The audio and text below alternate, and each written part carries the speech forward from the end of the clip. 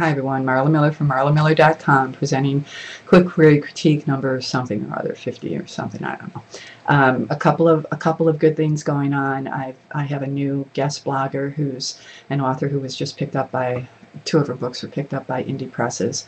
She circumvented the agent track entirely, so she's going to be sharing with us, I hope on a weekly or bi-weekly basis, her road to publication.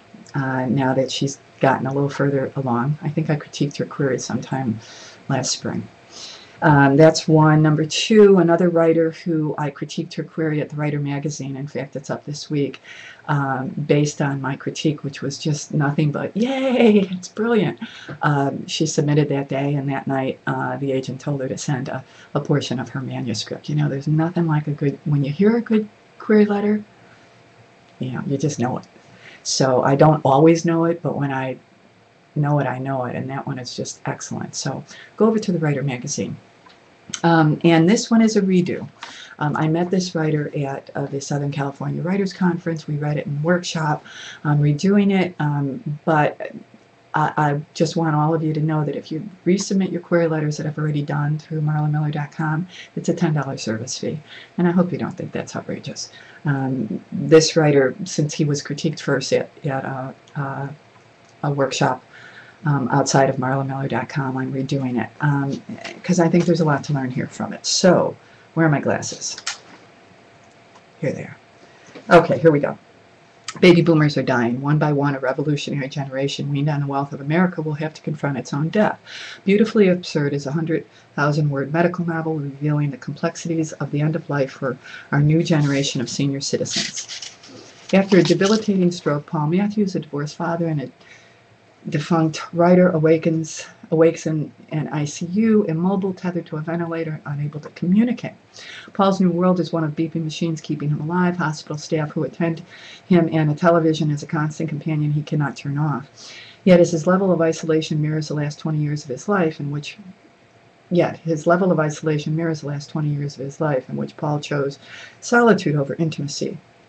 His only living family are his ex-wife Sarah and his son Jacob, and the last time he saw either one of them was 2 years ago at Jacob's wedding. Paul desperately wants to see Sarah and Jacob again, but the only contact information the hospital has is a non-working number. Since Paul has nobody to speak for him, he is left in a state of abdication to the medical system, where Paul is left with recollections of his life and his struggle to find peace, a struggle that began long before his stroke but now takes on a different kind of urgency. How did Paul get here? Nurses, doctors, and an old neighbor helped Paul to assimilate a rebellious young man he was with the dispirited and withdrawn patient he has become. While healthcare is a right, death is a fact. The choices Paul made or neglected to make in life leave him in limbo, neither dead nor truly living. As for many Americans, it will be in the hospital that Paul must put together the disconnected pieces of his life. I'm an internist practicing medicine at blank for the last 10 years. I graduated from blank, did my residency at blank, and am currently an assistant clinical professor at blank. This is my first book. Thank you for your time and consideration. Okay, now, I remember this query letter. I remember this author. And what I said to him then I'm going to repeat. I really like what he's trying to do here in terms of dealing with a population of people who, you know, we're kind of getting our comeuppance. And I think that that's, as we age, you know, it's not, for many of us, it's not all that it was when we were young whippersnappers and thought we had the world, you know, the world was our oyster. I mean, we were a fairly arrogant population of people. We've been humbled. So I like what he's doing. I like that he's putting his literary eye on the healthcare system, because I think that we're going to be spending an awful lot of time reading about it and hearing about it, and who not, you know, better to hear it from than a physician who's in the system. So if this guy wants to write, I encourage him to do it. But here's what I think. I think that there are two things here going on. I don't think I was this clear about it when I first heard it, but I think what he has here is he's got an essay, and so I wonder if this physician writes essays, and if he doesn't, I would encourage him to start practicing that, because I think he has a lot to say. But it's mixed up with a novel, which is called Beautifully Absurd, which I like that title. So here's the novel. here's a novel arc that I read in this query letter, and I'm watching time. This person ends up with a massive stroke that leaves him so debilitated that he has to be intubated and is on a ventilator to breathe, can't move, can't speak. Can't find his ex-wife, and they can't find his ex-wife and son. So he's left with strangers to take care of him. And during the course of this, he tells a story that's 100,000 words long. And I can't see the story. I can't see how he can tell it.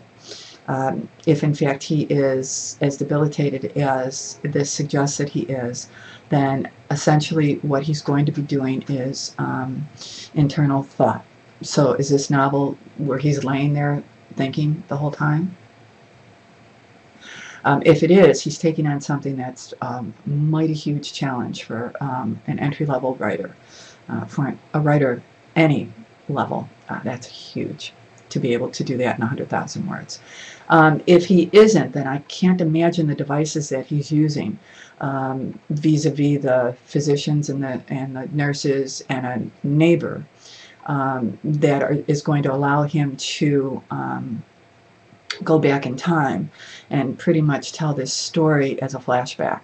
So if this story is a 100,000 word flashback, I would really wave a yellow flag at that, because that's really hard to deliver, and really writers far more experienced than I am will tell you that. So I would wonder about that. However, you know, if this novel is about a man who is given a second chance and then he has the opportunity to redo better what he didn't do well the first time, you know, that could be a story. I just don't know how, given the state of his protagonist, which is a vegetative state. So I'm not going to say any more than that about it because I don't want to discourage this writer from writing. I especially applaud people in healthcare who are trying to communicate truths to the public, because I think it's really, really important. But I don't see it in this novel. I see much more of an essayist than a novelist at this point. So, you know, I hope this is helpful. I'm not going to say any more than that. Until the next time, be well. Keep writing and send your query letters. I'm especially interested in nonfiction, folks. Anyone writing nonfiction out there?